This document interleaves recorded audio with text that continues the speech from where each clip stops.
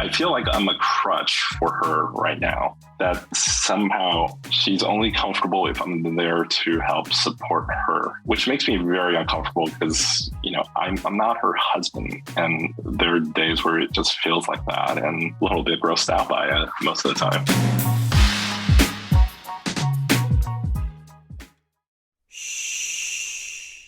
Welcome to the Secret Life Podcast. Tell me your secret. I'll tell you mine.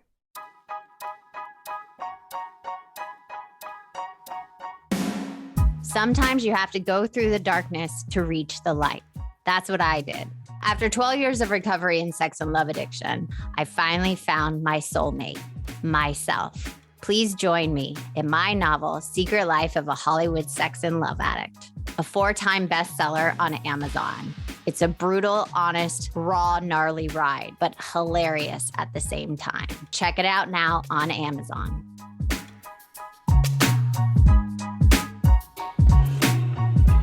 Welcome to Secret Life Podcast. I'm Brianne Davis-Gant. Today, I'm pulling back the curtains of all kinds of human secrets. We'll hear about what people are hiding from themselves or others. You know those deep, dark secrets. You probably want to take to your grave? Are those lighter, funnier secrets that are just plain embarrassing? Really, the how, what, when, where, and why of it all. Today, my guest is Chris. Now, Chris, I have a question for you. Dun, dun, dun. What is your secret? So I am Chinese, and for the longest time through the course of my life, I lived with the shame of being Asian. Like, I felt shameful. Wow. I moved here.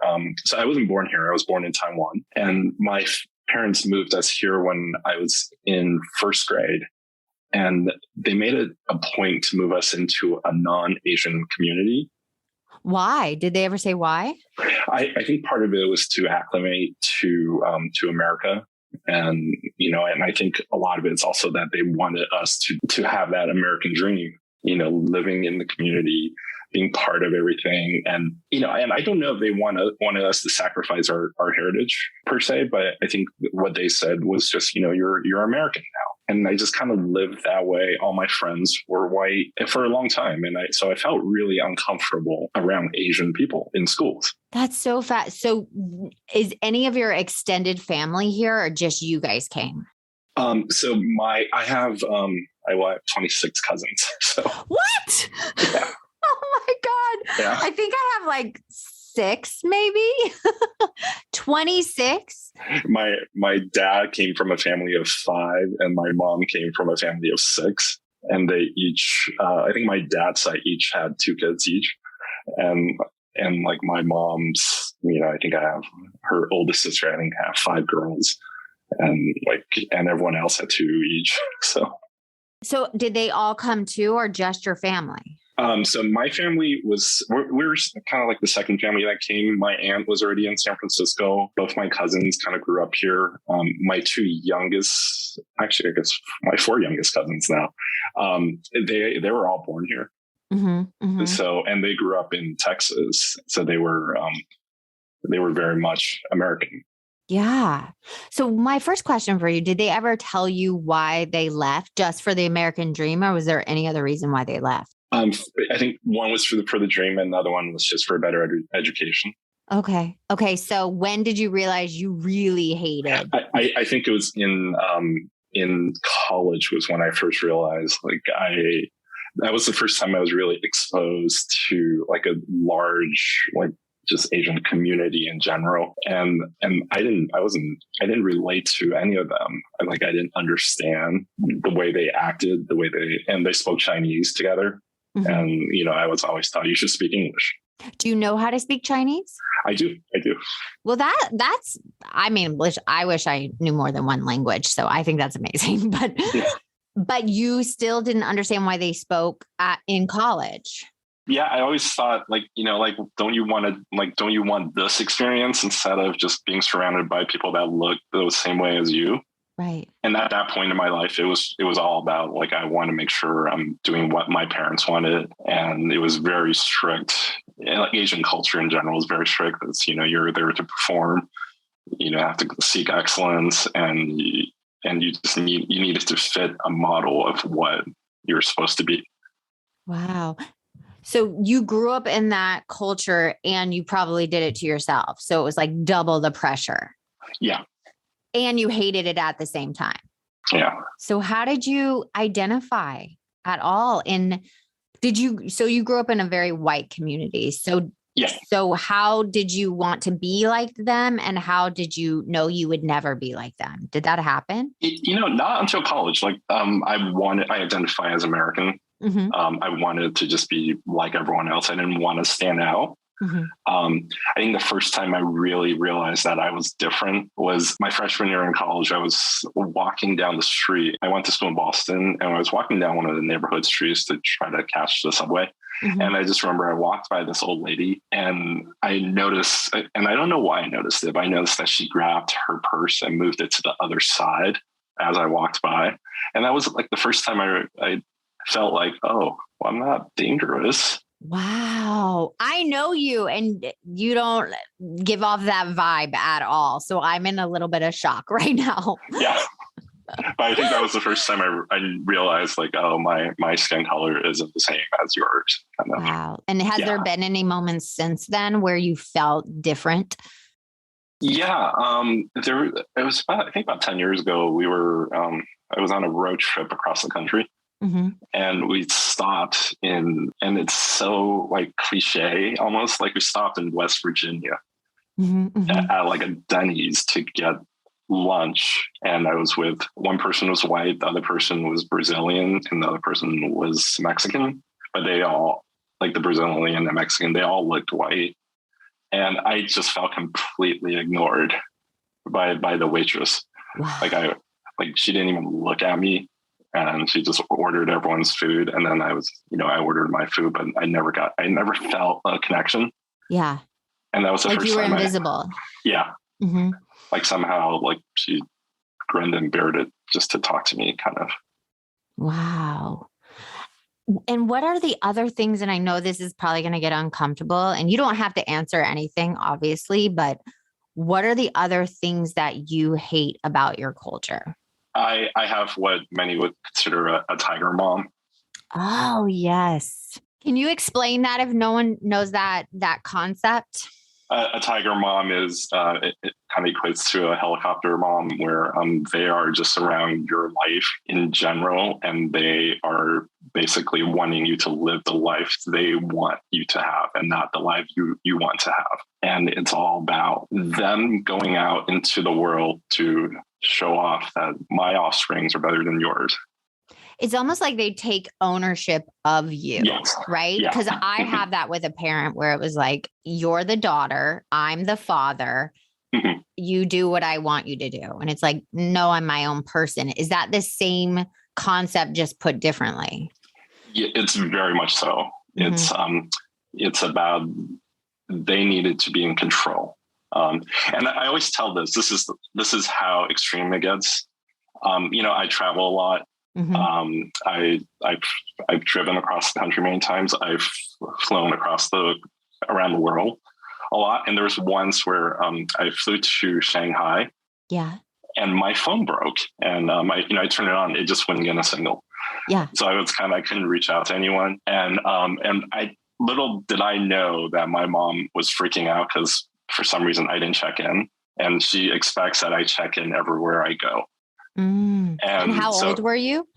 Oh, this was like 6 years ago. So I'm like, what was that? That's like 38, 39 years old. Yeah. So you're a grown human being. I'm a grown man. You were like 18, 16, but you're a grown man. Yeah. Who speaks the language, by the way, and have traveled everywhere by myself. And makes his own money and has a job. And yeah. And when I got back to San Francisco, I finally was able to reset my phone. There was a message from the State Department. What? And it was, and I kid you not, it was literally someone said, "Hey, this is so-and-so from the China desk. Hey, when you land, would you mind giving your mom a call?" No. Oh my God. I don't even know what to say. Holy crap. Yeah. Wow. She took it to extreme.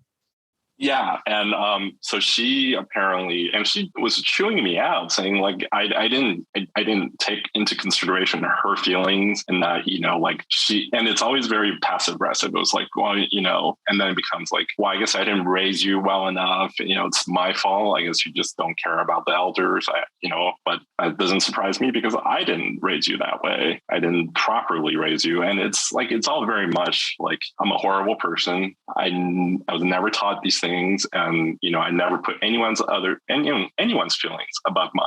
So she paints you as selfish when you were just on your trip. Yeah. I know. Isn't that so exhausting? I mean, I'm just going to, like, I know that feeling when a parent, makes it about them, when you're like, wait, what? This is not about you. I'm not here to make you feel better as an adult. Yeah.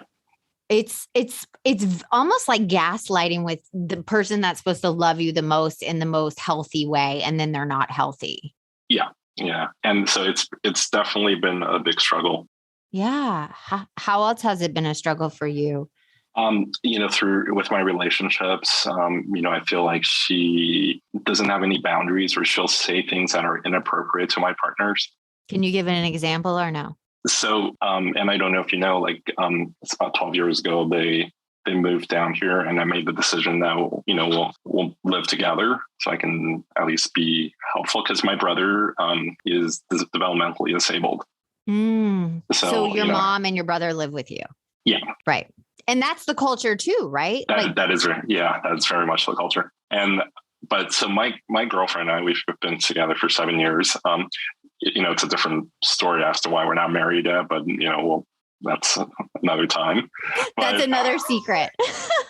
But like she told me once that my mom spoke to her about like, where are we going to move to? Like, and she said, we're not sure yet. It depends on where her job lands and where I can work. And she literally said to her, well, we'll come with you guys. And obviously that freaked her out. And so it's like having to manage my relationship and not allow her to interfere with it so that she can feel safe and comfortable. Yeah. And enmesh with it. Yeah. And do you feel you've set good boundaries with that? Or are you still going through it now? I'm still going through it. It's still, yeah. Yeah. I think Asian moms in general, just, it doesn't matter what boundaries you set, they're going to cross it. You obviously have never met my father, so it's not just Asian mother. So just so you know, you are not alone in the boundary crossing. No, anybody that has no boundaries will keep trying to cross them. And sometimes you have to cut them out of your life. I'm not saying cut your mother out of your life at all. It's just that's what you have to do sometimes. Yeah. Yeah. And I've thought about it. I haven't openly just said, like, I'm going to move. Like you guys are going to be on your own, but I've looked into opportunities elsewhere for work. And, and I think the braver thing for me to do is just to say, you need to stop or I'm going to move out. This isn't working out. I eventually will get to that place. As of now, I've been working on finding other opportunities in different parts of the world. Wait, Chris, let me get this correct. You are looking for a different job in another location so you can break up with your mom. Yeah, that sounds bad, but that's... but that's what it is, right? Yeah. Not that I'm calling you on the shit, but like we're friends. So I can kind of call you on your shit a little bit. Like normally I don't call people out this much, but like that's what you're telling me, that you are trying to find another job in another place so you can break up with your mom. Yeah, essentially. Yeah. That's what, and I turned down the opportunity. There was an opportunity. I know there was international that you've always wanted to go to, right? Yeah. Mm-hmm. Look I'm totally calling him on a shit, people, but like international. Yeah, it would have been, it's like a dream of mine. I know. Yeah. And you did turn it down? I did. Yeah. Because of your mom? I think there's some underlying issues there. And, there are other things, but I think mostly it was that. So if I took out the mom factor, would you have gone? I think if there wasn't COVID at that moment, I would have definitely like. So a pandemic, if there wasn't a pandemic and your mom. Yeah. I think you guys would have seen me on Zoom a lot more. Yeah. That's the thing. It's like, I am your friend and I love you. And it's like a part of me wants to shake you a little bit. This is not an intervention, people, just so you know. But you want to do so much with your life. And this cultural obligation that it's suffocating you. Mm-hmm. And some people are listening going, Brianne, you're not in this community. You have no idea the pressure that's put on. I totally get that. But it's like, when is enough enough? Because you have taken care of your family. Yeah. And I'm sure you'll still take care of them. Oh, absolutely. Like I wouldn't, it's not like if I moved away, I would just cut them off. I would still be available. I feel like I'm a crutch for her right now. That somehow she's only comfortable if I'm there to help support her, which makes me very uncomfortable because, I'm not her husband. And there are days where it just feels like that and a little bit grossed out by it most of the time. So no, it's that emotional incest. And you've heard me talk about it and I've shared about it. It's like where the child takes the place of the partner. Can I ask what happened with your dad and her? Yeah, so they're separated, but they're not divorced. They're not. How long have they been separated? God, it's about almost 15 years now. So. Are you kidding me? Yeah. Wow, 15 years they've been separated, but not divorced. Not divorced. So there's almost like in your family unit, people holding on to things that don't work for them anymore. Yeah, and so it's tough for me because my dad actually lives in Taiwan now. Oh, he moved. So he relocated. Yeah, he relocated when I was a freshman in high school for work. Mm-hmm. He went to China to work, and we would go every winter and every summer. And and I had no idea anything was wrong because it was great. Like we lived in a hotel, like we had everything we needed. Just tell the concierge and they'll give it to us. Yeah. And I didn't really know anything was wrong until after college. And then I started noticing things and then, and they mentioned that, they're just not happy.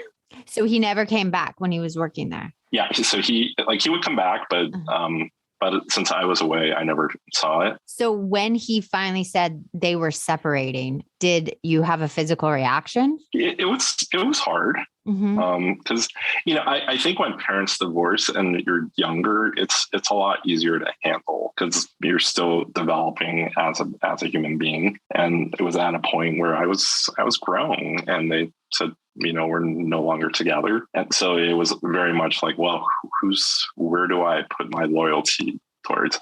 And, and it's just being able to be there for both of them makes it hard. So how you were in your early 20s when they separated? You were in college? Yeah. I just graduated. So yeah. So 23-ish probably? Yeah. Yeah. My parents divorced late too. They divorced when I was 17, 18. Mm-hmm. And I mean, I think divorce is hard no matter what age it is. But definitely as an adult, if there's an enmeshing parent on the side of it, that puts a lot of pressure on the child. Yeah. And it all landed on you. Yeah. And the fact that they're not divorced, that means he still comes back when he can. Mm-hmm. And, they stay in different rooms or they'll stay in different places. But it's still very much hard for me to be in the middle because they're sometimes arguing. Oh, they still argue and everything. Yeah. We can be at a restaurant and like the way he chews, he'll argue about it. So how does that feel watching your mom do that to your dad in public?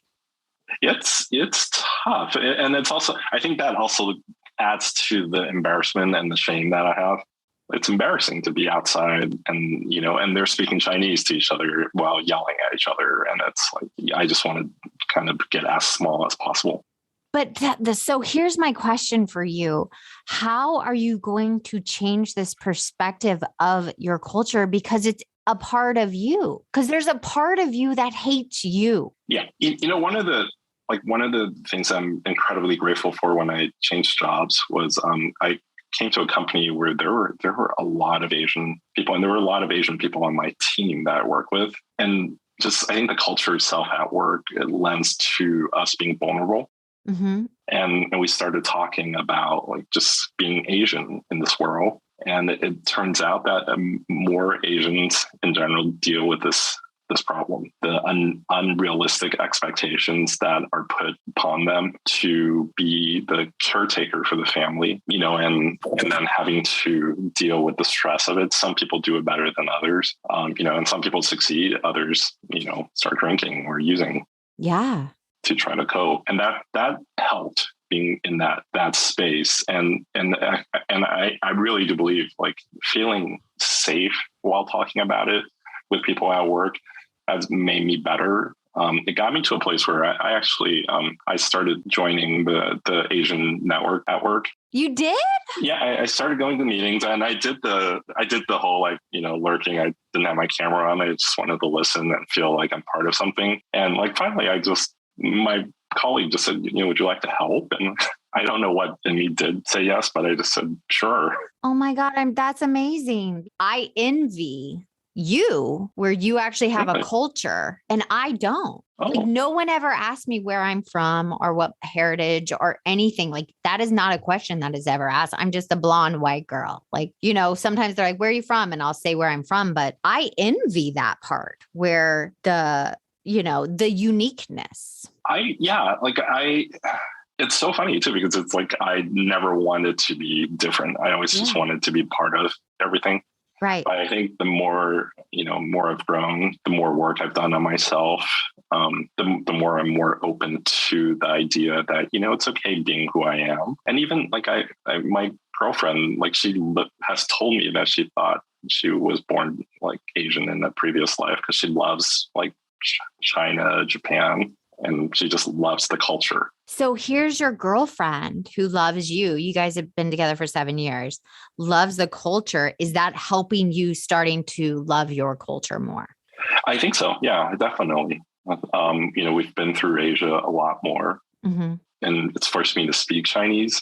Especially in China, where it's forced me to speak Chinese and interact with other Chinese people who, for the most part, were surprised that I spoke Chinese. Really? Why? Because they knew you weren't living there anymore? Because I didn't look very much like I grew up in China. Oh, you already Americanized. Yeah, I was very much Americanized. And, and all of them I've heard this from many people. They're just like, oh, you speak really good Chinese. And, and it felt good. What's really interesting is the person that hired me at the new company, she's Chinese. Mm-hmm. And we'll talk about things and like we're foodies. So we'll talk about different types of foods. And there are a couple of times where she'll just say the Chinese word for it because you can't really at the moment, like we're like, I don't know what the English translation for it is. Yeah.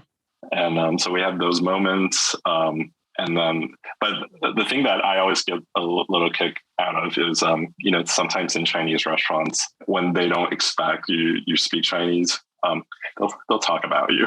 Totally. I know they're talking about you, but I love that you know what they're saying. But here's my thing I want you to do. Next time you're with your boss, just start speaking Chinese to her and see what happens. In the workplace. I will. Okay. I will. You have to tell me next time we talk if you did it and how it felt. I will. And I think because I'm now working along in the Asian network, I feel like there's opportunities for me to use my native language and just talk to others in Chinese. And to fully embrace yourself. Yeah. And then I know we're running out of time and you're a busy, busy person, but I have to ask you this. When are you going to finally cut the umbilical cord with your mom and like step into your quote unquote future? Because you and I have been talking and it's like, I feel like when you do that, you will fully love yourself in your culture. I'm working to get there. I think once my girlfriend is through with her training, I think the goal, and we've talked about it, is to move to where we can both work and not bring your mom with you. Yeah. Yeah. Like that's the goal. Like, and when you do that, you have to come back on and share that whole experience. Promise me that. And how messy it probably got, but how empowering. Yeah, definitely. I think, my therapist always reminds me that the more work I do on myself, the more I will be triggered by what my mom does. And she just says, and that's a good thing. It is a good thing because sooner or later, you're going to stand up and say, enough is enough. And the healthier you get, the more uncomfortable the toxicity when it comes at you. Yeah. So let's get you really uncomfortable. Thanks. Okay. My last question for you before we go. If somebody is listening out and has the same experience or with a family member even, or their culture, what would be your advice for them? I would say embrace who you are and the uniqueness that you bring to life.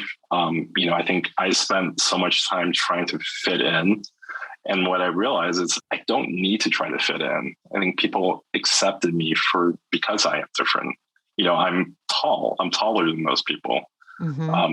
I have no hair. Like those are all things that I'm like, I can't shave my head because then I'll be different.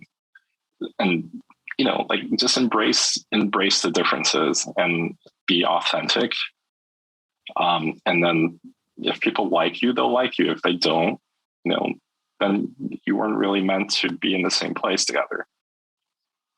Beautifully put. And I just have to let you know, when we met, I was like, wow, he's tall and bald. He's badass. Like I actually thought it was an amazing quality and that you were Asian and you were different. Like I immediately was drawn to your uniqueness and how awesome you were. And then you spoke and you were so kind. And it's like, I want you to fully love you just like I love you and care about you. Thank you.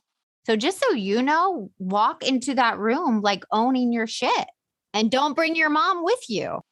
I am slowly learning that. It's imperfect, but I'm learning it.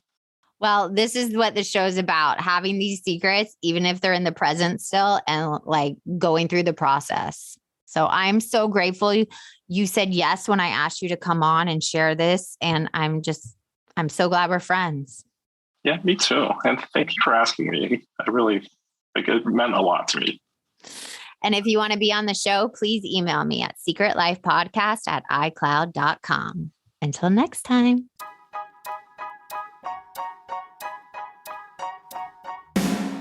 Thanks again for listening to the show. Please subscribe, rate, share, or send me a note at secretlifepodcast.com. And if you like to check out my book, head over to secretlifenovel.com or Amazon to pick up a copy for yourself or someone you love. Thanks again. See you soon.